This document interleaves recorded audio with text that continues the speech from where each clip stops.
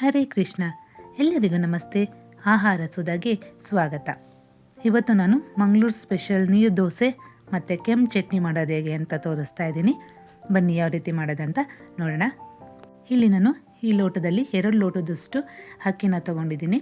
ನೀರನ್ನು ಹಾಕಿ 2ರಿಂದ 3 ಸಲ ಚೆನ್ನಾಗಿ ಈ ರೀತಿ ವಾಶ್ ಮಾಡ್ಕೋಬೇಕಾಗತ್ತೆ. ಚೆನ್ನಾಗಿ ವಾಶ್ ಮಾಡಿಕೊಂಡು ನೀರನ್ನು ಸೋಸಿಬಿಟ್ಟು ನೋಡಿ, ಇವಾಗ ಇದಕ್ಕೆ ಅಕ್ಕಿ ಮುಳುಗುವಷ್ಟು ನೀರನ್ನು ಹಾಕಿ ಬೆಳಗ್ಗೆ ಮಾಡೋದಿದ್ರೆ ರಾತ್ರಿನೇ ನೆನೆ ಹಾಕಬೇಕಾಗತ್ತೆ. ರಾತ್ರಿ ಮಾಡೋದಾದರೆ ಬೆಳಗ್ಗೆ ನೆನೆ ಹಾಕ್ಕೊಂಡ್ರೆ ಸಾಕಾಗುತ್ತೆ. ನೋಡಿ, ಇವಾಗ ನಾನು ರಾತ್ರಿ ನೆನೆಸಿದ್ದೆ, ಬೆಳಗ್ಗೆ ಮಾಡ್ತಾ ಇರೋದ್ರಿಂದ ಎಲ್ಲ ಚೆನ್ನಾಗಿ ನೆಂದಿದೆ. ಇವಾಗ ನೀರನ್ನೆಲ್ಲ ಸೋಸ್ಕೊಂಡು ಒಂದು ಮಿಕ್ಸರ್ ಜಾರ್ಗೆ ಅಕ್ಕಿನ ಹಾಕ್ಕೊಳ್ಳೋಣ. ಸ್ವಲ್ಪ ಕಾಯಿನ ಹಾಕ್ಕೊಳ್ಳೋಣ. ಸ್ವಲ್ಪ ನೀರನ್ನು ಹಾಕಿಬಿಟ್ಟು ಸ್ಮೂತ್ ಪೇಸ್ಟ್ ಆಗೋ ರೀತಿ ರುಬ್ಕೋಬೇಕು. ನೋಡಿ, ಈ ರೀತಿ ಸ್ಮೂತಾಗಿ ರುಬ್ಕೋಬೇಕು. ಹಾಗೆ ಇವಾಗ ಇದಕ್ಕೆ ರುಚಿಗೆ ತಕ್ಕಷ್ಟು ಉಪ್ಪನ್ನು ಹಾಕ್ಕೊಳ್ಳೋಣ. ಹಾಗೆ ಇವಾಗ ನೀರನ್ನು ಸೇರಿಸ್ಕೊಳ್ಳೋಣ. ನೀರು ದೋಸೆ ಆಗಿರೋದ್ರಿಂದ ಹಿಟ್ಟು ನೀರಾಗಿಯೇ ಇರಬೇಕು. ಹಾಗಾಗಿ ನೀರನ್ನು ಸ್ವಲ್ಪ ಜಾಸ್ತಿನೇ ಹಾಕ್ಕೊಂಡು ಎಲ್ಲ ಒಂದ್ಸಲಿ ಮಿಕ್ಸ್ ಮಾಡಿಬಿಟ್ಟು ಪ್ಲೇಟ್ನ ಕ್ಲೋಸ್ ಮಾಡಿಬಿಟ್ಟು 1/4 ಗಂಟೆ ಬಿಡೋಣ. ಇವಾಗ ಇದಕ್ಕೆ ಕೆಂಪು ಚಟ್ನಿ ಮಾಡೋದು ಹೇಗೆ ಅಂತ ನೋಡೋಣ. ಇಲ್ಲಿ ನಾನು ಒಂದು ಪ್ಯಾನಿಗೆ 2 ಟೇಬಲ್ ಸ್ಪೂನಷ್ಟು ಎಣ್ಣೆನ ಹಾಕೋತಾ ಇದ್ದೀನಿ. ಒಂದು 3 ಟೇಬಲ್ ಸ್ಪೂನಷ್ಟು ಉದ್ದಿನಬೇಳೆ ಹಾಗೆ 2 ಟೇಬಲ್ ಸ್ಪೂನಷ್ಟು ಕಡಲೆಬೇಳೆನ ಹಾಕ್ಕೊಂಡು ಎಣ್ಣೆಯಲ್ಲಿ ಚೆನ್ನಾಗಿ ಫ್ರೈ ಮಾಡ್ಕೋಬೇಕು. 10ರಿಂದ 15 ಬೆಳ್ಳುಳ್ಳಿ ಹೆಸಲನ್ನು ಸೇರಿಸ್ಕೊಳ್ಳೋಣ. ಹಾಗೆ ಇಲ್ಲಿ ನಾನು ಬ್ಯಾಡಗೆ ಮೆಣಸಿನ್ಕಾಯಿನ ತೊಗೊಂಡಿದ್ದೀನಿ. ಉದ್ದ ಇದ್ದರೆ ಈ ರೀತಿ ಮುರಿದು ಹಾಕ್ಕೊಳ್ಳಿ. ಸೈಜು ಸ್ವಲ್ಪ ಸಣ್ಣ ಇತ್ತಂತಂದರೆ ಹಾಗೆ ಹಾಕ್ಕೋಬೋದು. ಇಲ್ಲಿ 10ರಿಂದ 15 ಬ್ಯಾಡಗೆ ಮೆಣಸಿನ್ಕಾಯಿನ ನಾನಿಲ್ಲಿ ತೊಗೊಂಡಿದ್ದೀನಿ. ಅದನ್ನು ಸಹ ಎಣ್ಣೆಯಲ್ಲಿ ಫ್ರೈ ಮಾಡ್ಕೋಬೇಕು. ಇವಾಗ ಇಲ್ಲಿ ನಾನು 3 ಟೊಮೆಟೊನ ಮೀಡಿಯಮ್ ಸೈಜಲ್ಲಿ ಹಚ್ಚಿ ಹಾಕೋತಾ ಇದ್ದೀನಿ.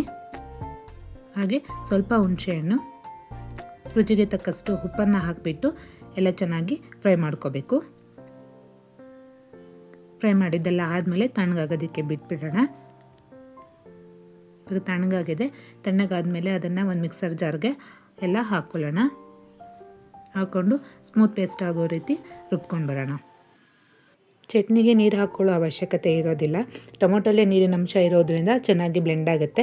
ಇಲ್ಲ ಬೇಕು ಅನಿಸಿದ್ರೆ ಸ್ವಲ್ಪ ಹಾಕ್ಕೋಬೇಕು, ಜಾಸ್ತಿ ಹಾಕ್ಕೊಳ್ಳೋಕೆ ಹೋಗಬೇಡಿ.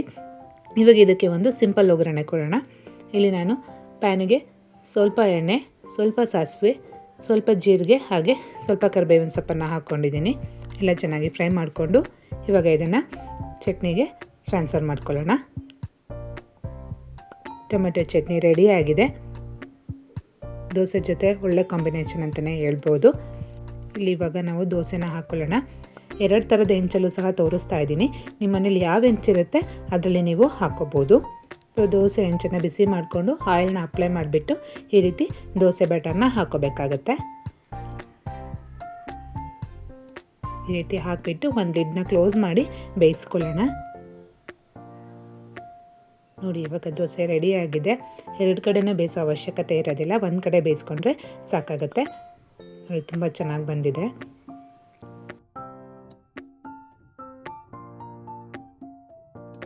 ಇವಾಗ ಮಾಮೂಲಿ ದೋಸೆ ಹೆಂಚಲ್ಲಿ ಯಾವ ರೀತಿ ಮಾಡೋದಂತ ನೋಡೋಣ.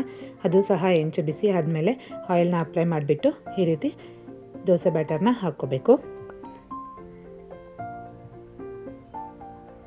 ದೋಸೆ ಹೆಂಚಲ್ಲಾದರೆ ನಮಗೆ ನೀಟಾಗಿ ಬರುತ್ತೆ. ನೋಡಿ, ಈ ರೀತಿ ಎಲ್ಲ ಕಡೆಗೂ ಸ್ಪ್ರೆಡ್ ಮಾಡ್ಬೋದು. ಎಲ್ಲ ಸ್ಪ್ರೆಡ್ ಮಾಡಿಬಿಟ್ಟು ಲಿಡ್ನ ಕ್ಲೋಸ್ ಮಾಡಿ ಬಿಟ್ಬಿಡೋಣ. ನೋಡಿ, ಇವಾಗ ಇದರಲ್ಲಿ ತುಂಬ ಚೆನ್ನಾಗಿ ಬಂದಿದೆ. ನೋಡೋದಕ್ಕೂ ಚೆನ್ನಾಗಿ ಕಾಣಿಸ್ತಾ ಇದೆ. ಹಾಗೆ ಕೂಡ ಅಷ್ಟೇ ಟೇಸ್ಟಿಯಾಗಿರುತ್ತೆ. ಮಂಗಳೂರು ಸೈಡು ಅಥವಾ ಆ ಕಡೆ ಎಲ್ಲ ಟೆಂಪಲ್ಗಳಿಗೆಲ್ಲ ಹೋದಾಗ ನೀರು ದೋಸೆನ ನಾವು ತಿಂತಾಯಿರ್ತೀವಿ. ಹಾಗಾಗಿ ಮನೇಲಿ ಎಲ್ಲರೂ ಒಂದ್ಸಲಿ ಟ್ರೈ ಮಾಡಿ.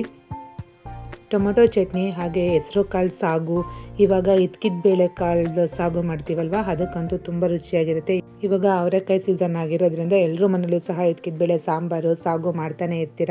ಈ ನೀರು ದೋಸೆ ಜೊತೆ ಇದ್ಕಿದ ಬೇಳೆ ಸಾಗು ಮಾಡ್ಕೊಂಡು ತಿಂದರೆ ಇನ್ನೂ ಒಳ್ಳೆ ಕಾಂಬಿನೇಷನ್ ಅಂತಲೇ ಹೇಳ್ಬೋದು. ಎಲ್ಲರೂ ಒಂದ್ಸಲಿ ಟ್ರೈ ಮಾಡಿ. ಈ ರೆಸಿಪಿ ನಿಮಗೆ ಇಷ್ಟ ಆದರೆ ಲೈಕ್ ಮಾಡಿ, ಶೇರ್ ಮಾಡಿ, ಕಮೆಂಟ್ ಮಾಡಿ ಮತ್ತು ಸಬ್ಸ್ಕ್ರೈಬ್ ಮಾಡ್ಕೊಳ್ಳಿ. ಧನ್ಯವಾದಗಳು.